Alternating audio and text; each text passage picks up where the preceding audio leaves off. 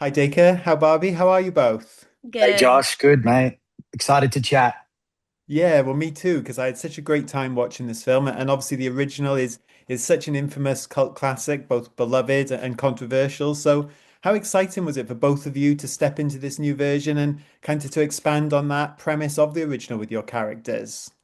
Bobby, do you want to, or you? You go, Dacre. You go. Okay. I'd be happy. Well, I was just going to say, I think it was really exciting because I think that obviously the pitch landed with Legendary when Issa and Danny were like, oh, we want to do a remake of this, s- snuff film. But I think it's really interesting because the lens of the remake is interesting. Like haters online will be like, oh, this movie's nothing like the original, but there is actually a deeper message, right? Than just kind of remaking the original or having the same shock and awe as the original in the same way that the original does. The thing that this movie does is it taps into the socio kind of political zeitgeist of what's going on in the world right now. The attention economy, as my character says it, but also just the access to all of the violent, awful shit, frankly, online.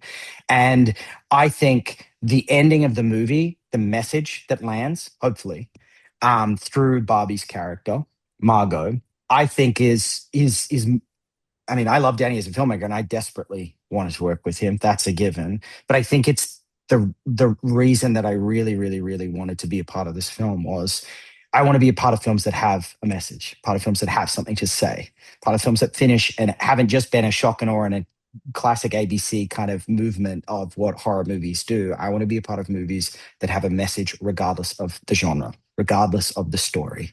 And this, I think, does. And that's really important. And I think that's really important, especially in a landscape of reimagining sequels, prequels, remakes, all this sort of stuff. Like it's so important. It's so important to have something to say in the reimagining space. And this movie really does. And I think it will strike a chord with a new generation, as everything does over time. Like it's been, 50 years or however long since the original. And I think there'll be a younger generation that will see something new in it, and their connective tissue will be through social media and the access that they have to horrible, awful things. And then there'll be the legacy fans who came to see a bit of FOD, came to see a bit of a throwback, and they'll get that through my character's obsession with it. It's still, the crux of the story and what Margot is seeing online and connecting the dots to and watching the VHS and all of this sort of stuff.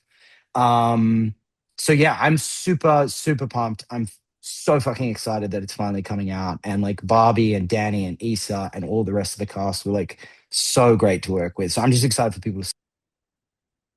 Phenomenal. And Barbie, I'm guessing you must feel the same way. Yeah, I think it's really so I totally like agree with him. Like, people are like, wait, this isn't like a shot for shot remake of Face of Death. I'm like, if we did that, it would literally be PG in this earth. Okay. Like right now, fake animal deaths and fake like, human death. It's like we see real death all the time, no matter where you are. You can be minding your business, you can be at school, you can be at work, you're like scrolling, you see something extremely violent. Like the context of when Face of Death came out in the late 70s and now is just so different. And I thought it was so smart that the way that Danny and Issa reimagined it is like what happens in an age where violence is so normalized, we can watch real death at any time, which I think people really don't understand how that affects people. Is like, watching actors do something is and going to a film and then knowing you're going to go to a horror film or going to something that may have like simulated death and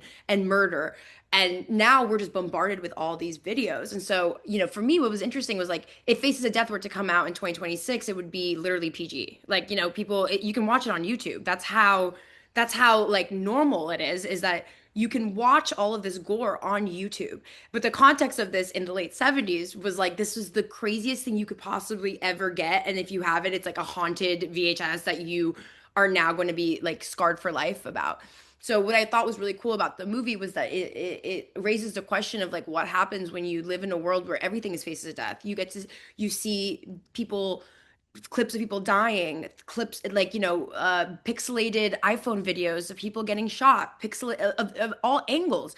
You get videos of people being bombed. Like, you know what I mean? It's ridiculous. And that's just in between, like, pop culture news and something, and like, and like, oh, this monkey has no friends at the zoo. And then the next one is like people, getting their head blown off. So what I thought was really interesting about it was like we live in a society that's so post Mondo films, where the kind of the Cannibal Holocaust, the Sallow, the like all of these like really shocking films, that like was really a moment of a defiance for traditional Hollywood, and how the Hays Code and how everything was just so conservative, and that was like such a response to the conservative like movement in the film industry in the 50s and 60s. So it's like it feels like it's just relevant right now because we are in a very conservative time again. And so what happens when when the art in conservative times can always be so progressive and so out of this world. And it's just it's funny how we're like mirroring that time where we're like coming back into having more artistic integrity and more kind of like these things. Yeah, another fascinating answer. Thank you so much to both of you for those. And Dacre, your character, he dives into some really dark territory. So to get into that kind of headspace, did you find there was a big kind of emotional and psychological impact on you to live in that world for the duration of playing Arthur? Definitely. This is the irony of being an actor, right? Like I don't know if Bobby can relate to this because we didn't really chat while we were making the film. That's my bad because I kind of get very insular and very like I get hyper focused that I miss social cues, and then it ends up ending, and my partner's like, "What the fuck? You're like you've gone crazy." And I think that's probably a good testament to answer maybe your question, which I think is I kind of lost my mind a bit playing this, like because I get so focused, everything else kind of drowns out, and I'm like, I have to figure out all of these different components to the character. And because I go home and I get so anxious, like debilitatingly anxious that I've missed something. I'm like on set, right? Let's say, example, right? Arthur's lounge room in his house, which was like 25, 30 minutes out of NOLA.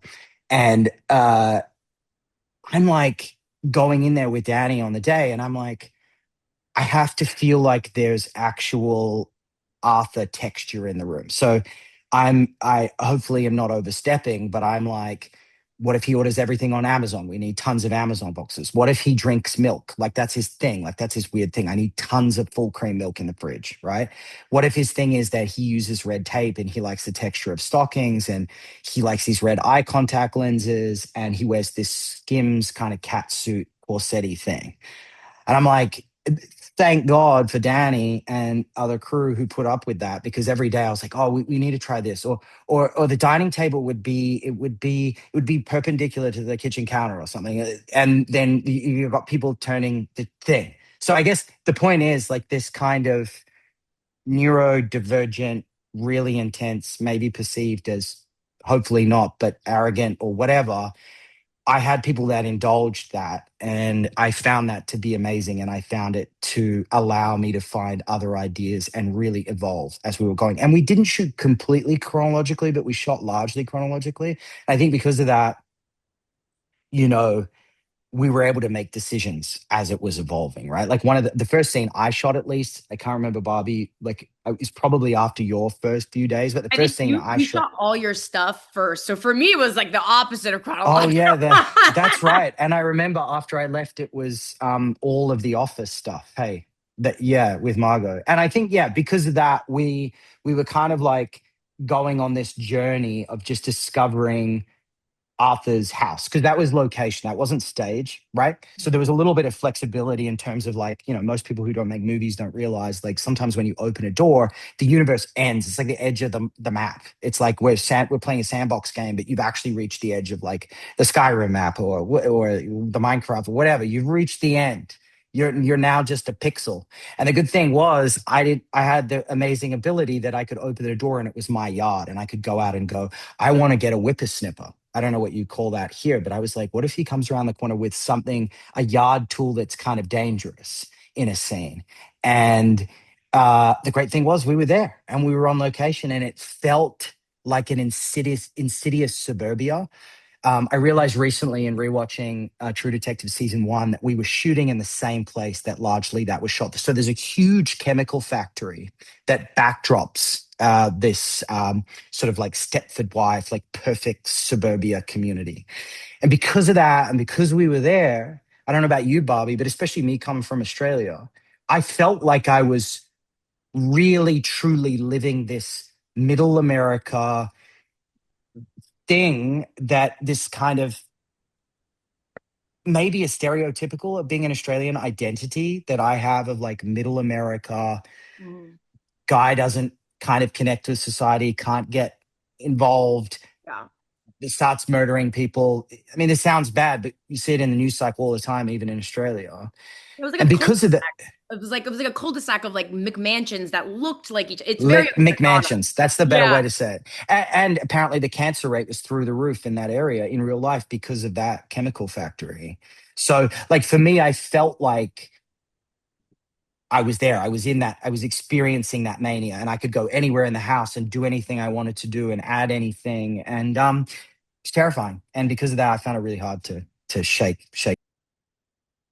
Wow, incredible. Well, Barbie, Dacre, thank you so much, both of you, for your time. Thank you for your fascinating answers. And I cannot wait for people to see both your characters and both your performances in this film because it is really special. So thank you so much. Thank you, Thanks, guys. Josh.